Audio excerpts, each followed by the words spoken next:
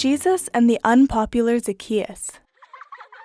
Having friends is a very nice thing.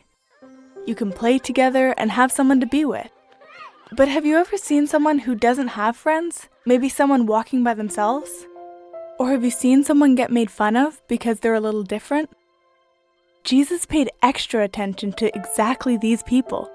He chose to be with those that other people left out or looked down on. He was especially good towards the poor and the sick. He was even good to those who had done something wrong.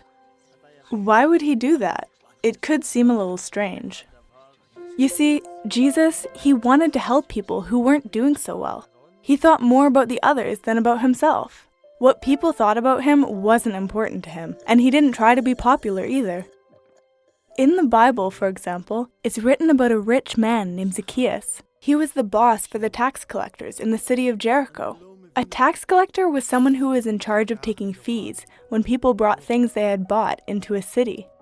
They were known for lying and being sneaky because they often tricked people into paying more than they should. So tax collectors were quite unpopular and people did not like them. People didn't like Zacchaeus. He didn't have any friends. One time, Jesus came on a visit to the city where Zacchaeus lived. Zacchaeus had heard that Jesus helped the sick and that he forgave those who had done bad things. He really wanted to meet Jesus. But Zacchaeus was a very short man, so it was difficult for him to see Jesus in the big crowd of people. Then he got an idea. He ran to a tree close to the road where Jesus was walking and climbed up so he could see better. When Jesus got closer, he saw Zacchaeus sitting up there in the tree.